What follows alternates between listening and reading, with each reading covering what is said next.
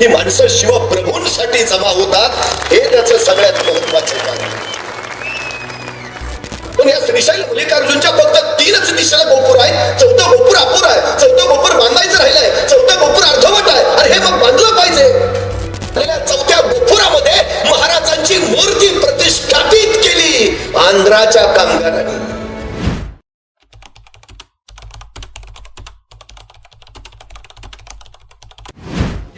परवा मी एका बस स्टेशनवर उभा होतो. रिझर्वेशन साठी भली मोठी रांग लागलेली. रांगेत बरीच माणसं होती. आपला नंबर यायला वेळ लागणार हे लोकांना कळून चुकलेलं. त्यामुळे लोक त्या रांगेत उभारात काही ना काही करत होती. त्यातल्या एकानं वेळ कसा घालवायचा म्हणून शेजारी एक शेंगेवाला आला. त्या शेंगेवाल्याकडनं 10 रुपयाच्या शेंगा विकत घेतल्या आणि रांगेत उभा राहून तो शेंगा खायला लागला. शेंगदाणे तोंडात टाकायचा, फोलकाटे हातात साठवायचा. असं बराच वेळ झालं. शेंगा खाऊन संपल्या. शेंगदाणे पोटात गेले, फोलकाटे हातात राहिली. आता फोलकाटे टाकावी कुठे असा प्रश्न त्याला पडला. जागा सोडली तर नंबर जाईल, त्यामुळे बाहेर जाऊन फोलकाटे टाकता येणार. हातात तरी फोलकाटे किती वेळ धरून बसायची. शेवटी तो कंटाळला. त्याने रांगेतल्या पुढच्या माणसाला विचारलं, काय हो? पुढचा माणूस फिसकारला. मग त्याने रांगेतल्या मागच्या माणसाला विचारलं, अहो मगापासून शेंगा खाल्ल्या, शेंगदाणे पोटात गेले, पण फोलकाट हातात राहिली, टाकू कुठं? त्याचा मागचा म्हटला, त्यात विचारताय काय एवढं? टाका की पुढच्याच्या खिशात. तेवढा काहीतरी काय सांगता, बस स्टेशनवर उभा कळलं बिळलं तर इथं धरेल. म्हटलं कशाचं कळतंय? आता मगापासून मी तुमच्या खिशात केळाच्या साली टाकतोय, तुम्हाला कळलं? सध्या आमच्या माणसांची जगणी अशा पद्धतीची झाली. माणसं स्वतःच्या विश्वात मशगूल आहे. कोण कुणाच्या खिशात शेंगाची टरफलं टाकतो, कोण कुणाच्या खिशात केळाच्या साली. तेरी भी चूक मेरी चूक चलती रहे जिंदगी. या सगळ्या अशा परिस्थितीत आपलं काम बाजूला सारून आवर्जून वेळ काढून हजारोंच्या संख्येने इथं माणसं जमा होतात. ते बाबूबाई तुमच्या माझ्यासाठी जमा होत नाहीत. ही माणसं शिवप्रभूंसाठी जमा होतात, हे त्याचं सगळ्यात महत्वाचं कारण. 350 वर्षापूर्वी छत्रपती शिवाजी महाराजांचे अद्भुत आणि अलौकिक कर्तृत्व गाजवलं. त्या कर्तृत्वापुढे नतमस्तक होण्यासाठी ही माणसं इथं जमा होतात. त्या माणसाला जातीपातीच्या भिंती रोखू शकल्या नाही. ज्या महापुरुषाला धर्माच्या भिंती रोखू शकल्या नाही, ज्या महापुरुषाला सीमा रोखू शकल्या नाही, देश हरवू शकले नाहीत, साता समुद्र पल्याडही या माणसाची कीर्ती त्रिखंडात गाजत राहिली, ते छत्रपती शिवाजी महाराज. दक्षिण दिग्विजयाच्या निमित्तानं महाराज आंध्र प्रदेशात निघाला. आंध्र प्रदेशात श्रीशैल मल्लिकार्जुनचं मंदिर आहे. महाराज श्रीशैल मल्लिकार्जुनच्या दर्शनाला गेले. श्रीशैल मल्लिकार्जुनचं दर्शन त्यांनी मनोभावे घेतलं. आम्हीही मंदिरात जातो, दर्शन घेतो आणि पुढे चालते होतो. पण हा राजा तिथं थबकला. त्या मंदिराला नीट निहाळ मंदिर देखणं होतं, सुबक होतं. पण महाराजांची नजर त्या मंदिराच्या शेजारी जो नदी, त्या नदीच्या काठावर गेली आणि महाराजांच्या लक्षात आलं, मंदिर मोठं देखणं आहे, मंदिर मोठं सुबक आहे, पण या मंदिराला घाट नाहीये. आणि महाराजांनी तक्षणी निर्णय घेतला. मंदिराने तिथल्या मुक्कामात त्या नदीच्या काठावर मंदिराचे घाट बांधून काढले. तशी काही गरज नव्हती. महाराष्ट्रात आलेले राजे आंध्रात आहेत, आंध्रातल्या मंदिराचे घाट आपण बांधावेत, काही गरज नव्हती. महाराज असं म्हणू शकले असते ना, ते काय आपल्या मतदारसंघात कुठे येत. पण नाही, या राजाचं वेगळे पण तर ते, या राजाचं वैशिष्ट्य ते आहे. त्याने हा नाही विचार केला, संकुचित विचारच नाही या राजाच्या मनात. व्यापक दृष्टिकोन त्यांनी त्या श्रीशैल मल्लिकार्जुनच्या मंदिराचे घाट बांधले. महाराज मंदिरातून बाहेर पडले आणि महाराजांचं नजर कळसाकडे गेली.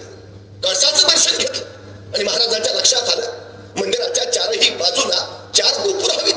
पण या श्रीशैल मल्लिकार्जुनच्या फक्त 3च दिशेला गोपुर आहेत. चौथं गोपुर अपुर आहे. चौथं गोपुर बांधायचं राहिलंय. चौथं गोपुर अर्धवट आहे. अरे हे मग बांधलं पाहिजे. महाराजांनी कुणीतरी येईल आणि बांधेल असा विचार नाही केला. कुणीतरी काय, आपण का नाही करू, आपणच करायला हवं. महाराजांनी तत्काळ तिथल्या कामगारांना बोलावलं, विचारलं, हे चौथं अर्धवट राहिलेलं गोपुर बांधा, किती खर्च येईल? कामगारांनी आकडा सांगितला. महाराजांनी पैसे दिले आणि महाराज तिथून आपल्या प्रवासाला पुढे निघालेही. त्या कामगारांना मोठं आश्चर्य वाटलं. अरे कित्येक महाराष्ट्रातनं राजा येतो, श्रीशैल मल्लिकार्जुनचं दर्शन घेतो, नदीचे घाट बांधतो आणि कित्येक साल अपुरं राहिलं ना हे 14 गोपुर बांधायलाही सांगतो, पैसे देतो आणि ते पूर्ण होतंय का, नीट करतायत का काही न बघता पुढे निघून जातो. केवढा विश्वास आणि केवढा अद्भुत कार्य, ऐसा राजा होणे नाही.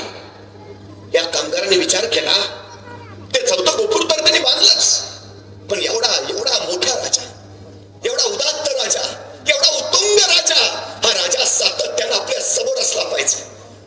हा राजा सातत्यानं आपल्याला प्रेरणा देत राहिला पाहिजे. काय करता येईल? अहो त्या गरीब मजुरांची चर्चा चालली, काय करता येईल?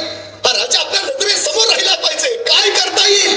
आणि एखाद्या कल्पना काढली, असं करू, हे 14 गोपुर जे बांधलंय ना त्या गोपुरामध्ये आपण या राजाची मूर्ती बसू, म्हणजे हा राजा सतत आपल्या समोर उभा राहील. अहो त्या मजुरांनी वर्गणी काढली आणि श्रीशैल मल्लिकार्जुनच्या त्या नव्यानं बांधलेल्या 4थ्या गोपुरामध्ये महाराजांची मूर्ती प्रतिष्ठापित केली. आंध्राच्या कामगारांनी महाराजांच्या हयातीत त्यांचं उभारलं गेलेलं हे पहिलं जिवंत स्मारक आहे.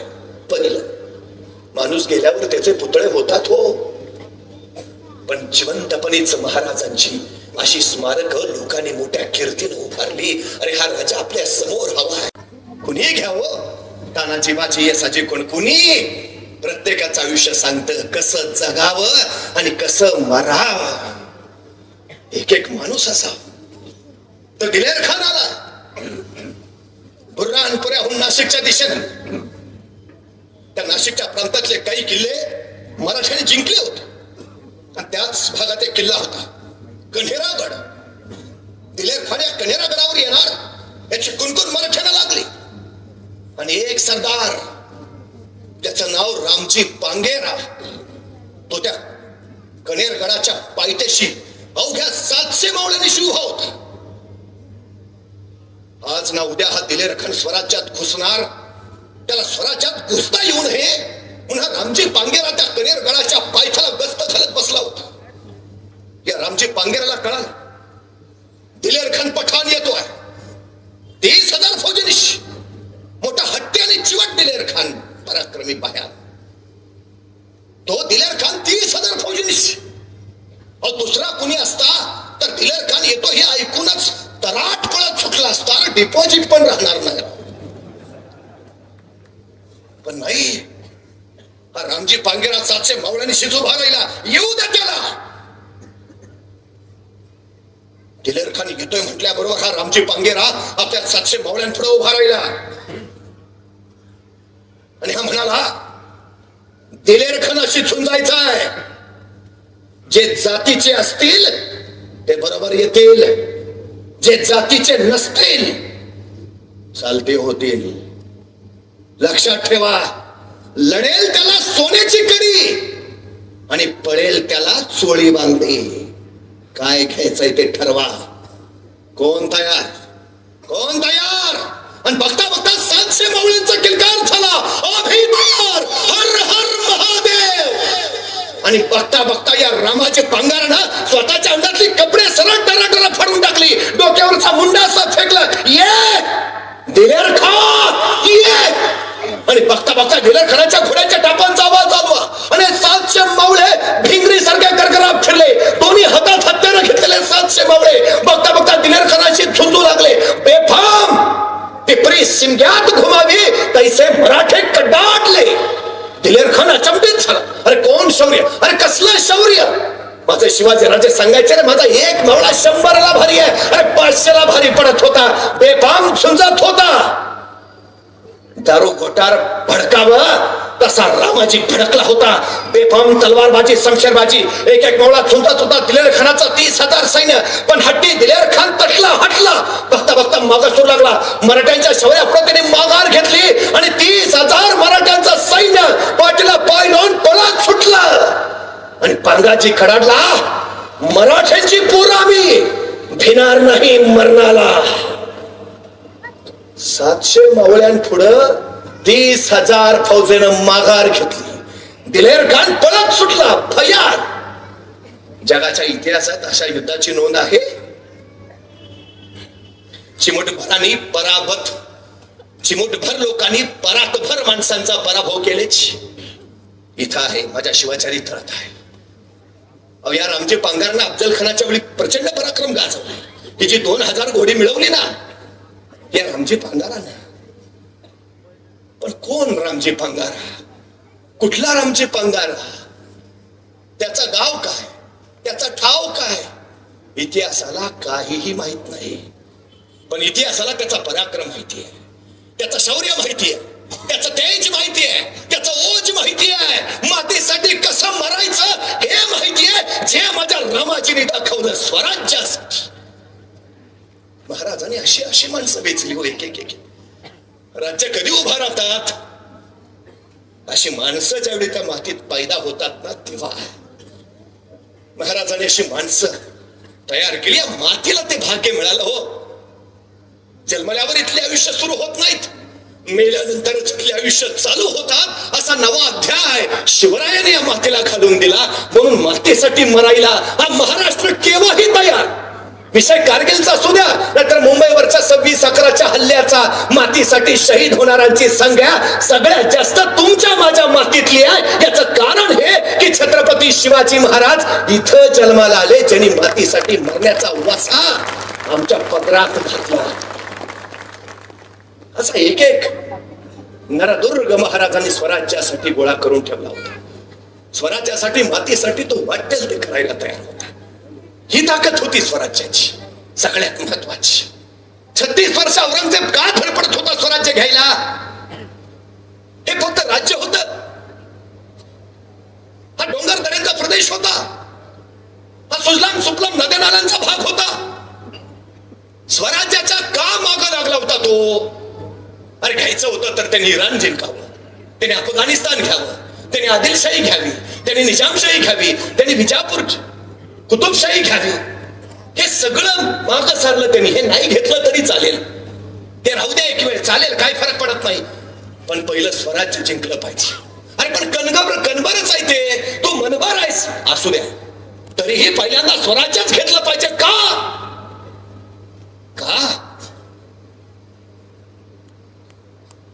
कारण इथं मातीसाठी मरायला आणि मारायला तयार असलेली माणसं आहेत. म्हणून हे राज्य कुणा सुलतानाचं नाही, हे राज्य कुणा राजा महाराजाचं नाही, हे राज्य कुणा बादशाचं नाही, हे राज्य आहे रयतेचे. आणि जिथं रयतेचे राज्य असते तिथं माणसं मरायला आणि मारायलाही तयार असतात. आणि सगळ्यात मोठा धोका तो असतो तो कोण? कुठला रामाचे पांगाराही जर 30,000 फौजेच्या दिलेरखानाला पिटाळून लावत असेल तर इथले एक एक पोरग कसं असेल? म्हणून औरंगजेबाला स्वराज्य संपवायचं होतं.